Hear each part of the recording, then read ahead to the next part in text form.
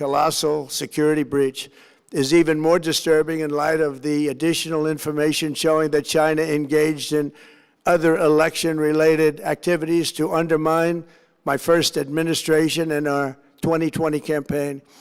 They did not want, and they just didn't want it. They fought like hell not to have it, Donald Trump, to win, and for good reason.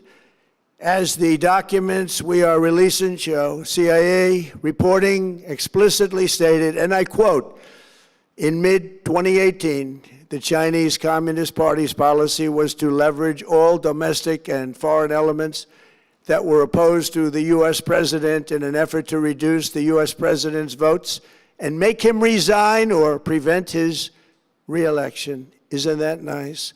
Also, in mid-2018, China was working to influence the results of the U.S. midterm elections and later the results of the 2020 presidential election itself.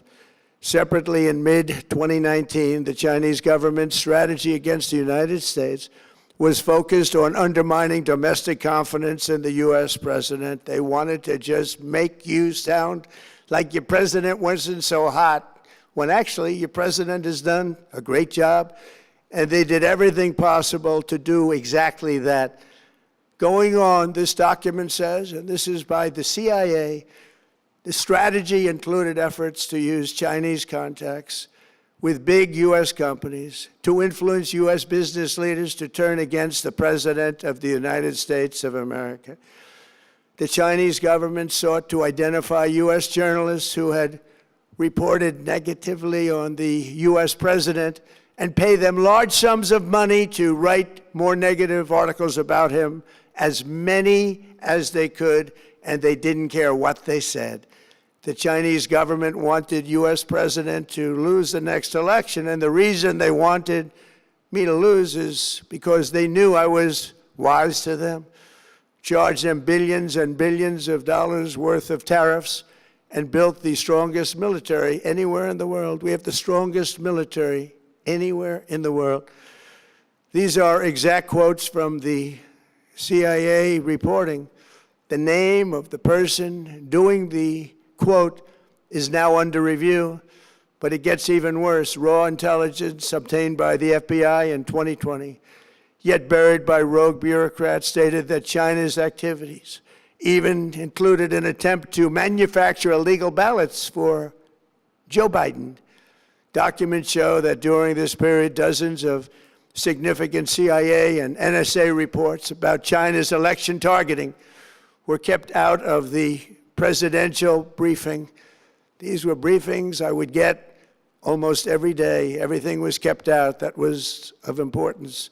One email among intelligence analysts admitted that they had, quote, deliberately massaged the presidential daily briefing to withhold information regarding Chinese activities related to the election. Another official inside the FBI wrote that she was running, quote, a shadow government, unquote, to keep intelligence about China's election meddling from becoming known and to keep it away from the honorable press. Other officials who witnessed such efforts perceived the motivations to be blatantly political. Recently, we found significant numbers of burn bags in formation, and this is a group of bags that were used to destroy information given by President Barack Hussein Obama to be burned. It was supposed to be burned. These bags were supposed to be at a different level by different people, incinerated and checked, but it never happened. Maybe we got lucky.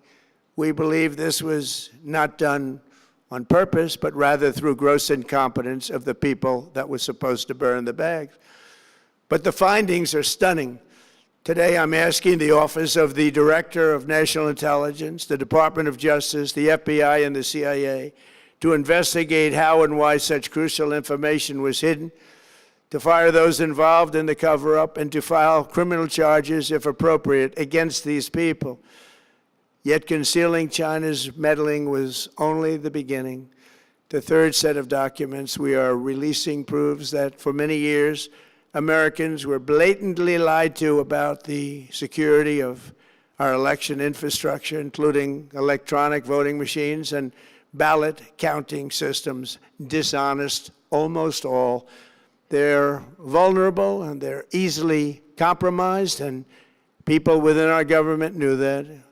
Tonight, we're publishing a series of previously classified U.S. intelligence community assessments and other reports proving that our government has long known these machines are extremely exposed to attack. As one assessment states, we judge that the United States adversaries, including at a minimum Russia, China, Iran, North Korea, as well as non-state groups, have the capability to compromise U.S. election infrastructure. That's unquote, but that's some statement, isn't it, made by supposedly great patriots of our country. The document goes on to further state that, quote, we assess that centralized election-related data repositories, such as voter registration databases, poll books, and other official election websites, are most vulnerable to exploitation, and adversaries could use this access to these systems to disrupt election processes within the United States of America. Tonight, we're releasing all of those findings, and spanning from January 2020 to June 2026. This is a cyber threat aimed at the very heart of our democracy. Many people have questioned whether it could actually be possible to electronically manipulate vote totals or change election results on these terrible machines. Today, we are releasing documents that show the CIA obtained reporting of a specific plot to do a big number in favor of the corrupt Maduro regime in Venezuela, and that's exactly what happened, conspiring to digitally rig their own country's elections in 2020, and that's what they did. This reporting included precise details about methods to regime develop to digitally alter vote totals in ways that could not be detected even with an audit, no matter how deep they went. This intelligence underscores why we must take urgent action to ensure that our own system can never, ever be hacked or compromised like it was in the past. The fourth set of documents reveals that even when significant evidence of fraud has been detected, it has been buried and covered up. Among the disclosures tonight are FBI files detailing evidence of alleged fraud by a large-scale voter registration operation in Michigan. In 2020, Michigan State Police raided a Democrat Get Out the Vote organization, corrupt group in Muskegon. And we're so concerned by what they found. They were just so concerned, they couldn't believe it, actually, that they contacted the FBI in Detroit. The documents state that some canvassers admitted to FBI agents that they signed voter registration forms in other people's names, submitted fraudulent registration for people who did not exist, and received gift cards tied to their number of applications that they produced. In other words, it was pay, play, and cheat. The FBI agents working on the case believe that crimes were committed, yet the Biden Department of Justice slow-walked the investigation and killed it. Tonight, I'm asking the FBI director to ensure that the matter is fully investigated and to work with the Department of Justice to prosecute those responsible for any crimes. Finally, to reveal just how vulnerable our elections continue to be, we are releasing the results of a stunning investigation by the Department of Homeland Security. According to the DHS review of state voter rolls and public records, they identified approximately 278,000 non-citizens who are registered to vote in federal elections. Since Democrat states refuse to share their voter files, the real number is actually much higher than that.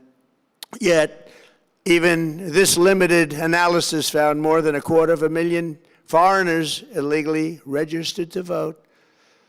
Put together, these disclosures reveal an election system so broken and so vulnerable that no one can possibly defend it. It is not defensible. Hundreds of millions of U.S. voter files are in the hands of foreign governments. Our machines and ballot counting systems are exposed to hacking and manipulation and corruption. China and other countries have been trying to meddle in our elections. Evidence of fraud has been buried. Hundreds of thousands of non-citizens and dead people are listed and active on the voter rolls, and yet we still have elections with no voter ID, no proof of citizenship, and tens of millions of ballots floating aimlessly through the mail. As one example of the insanity, California's recent election for mayor of LA and governor was held on June 2nd, a long time ago, but it was just completed a few days ago on July 10th. Think of that, much more than 1 month. Took a month to count the votes. I wonder what they were doing. This is worse than any third world country. There's no third world country that has elections like we have. In a rare move, NBC and ABC Fake News have both said that they would not cover this speech. They knew what it was about because of the fact that they don't like the topic, because they know how corrupt our system is and they don't want to reveal it. They and others in the media are part of a plot. They want to continue this fraud for whatever reason. They want to keep it going. They want to protect the radical left. They can't have a great country, and that's true. You can't have a great country without free and fair elections. Fraud like this should mean a revocation of their licenses. They use our public multi-billion-dollar in value airways for absolutely no money. They pay nothing. All we want is honesty in our elections and honesty in reporting. They pay nothing for multi-billion-dollar assets. Great damage has been done to our country. Our elections were left vulnerable to being rigged and stolen, and the trust of the American people was lost. This cannot be allowed to continue. Every American, whether you're a Republican, Democrat, Independent, or otherwise, should be able to agree that we deserve the most secure, honest, and fair election system anywhere in the world. Secure elections should be a partisan, we should be together, Democrats, Republicans, Independents, everybody, and it should not be a partisan issue. It should cause to unite us, not to divide us. This should be a cause. We should be united, not divided. In light of the brand new and irrefutable information I have revealed tonight, my administration is in the process of notifying the states whose election data was compromised by the People's Republic of China and many others. We will be working closely to mitigate any harm, and we're taking swift action to ensure that sensitive voter data is better protected so we can never be bought, we can never be hacked, and we can never watch a stolen election again.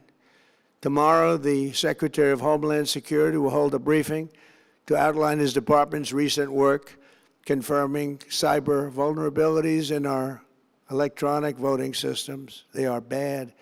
We're in the process of informing governors, senators, and members of Congress of potential issues in their states. If you look at voting today, it's in such bad shape in so many states, and we are committing to fix it. And we're also committing to be working with those states and local jurisdictions to help them fix and patch known technical vulnerabilities before the midterm elections. We have very important elections coming up. We want those elections to be honest. I've also ordered DHS to notify every state about non-citizens on their voter rolls and direct them to remove all ineligible voters from the lists immediately. But most importantly, addressing this crisis of election security demands that Congress must pass the Save America Act. How easy is that to do unless you want to cheat? The only reason you wouldn't do it is you want to cheat because your policies are so bad and your candidates are so pathetic that you can't get away or can't get elected any other way. This landmark bill requires that all voters must show photo voter ID. How simple is that? Could I have your photo, please? Photo, voter ID. All voters must provide proof of citizenship. Are you a citizen of our country, please?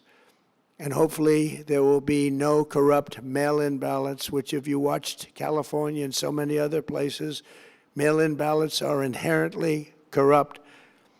So you would have no mail-in ballots except for illness, disability, military deployment, or travel if you're going away on business or vacation. These reforms are urgently needed to stop the vulnerabilities that I've mentioned. To all Americans, I ask you to pick up your phone tomorrow, call your representatives in the House and Senate, and demand that they pass the Save America Act without delay. Together we will restore faith and confidence in our country, and we will be bigger, better, and stronger than ever before. Thank you. God bless you. God bless our great military. And God bless America. Thank you very much.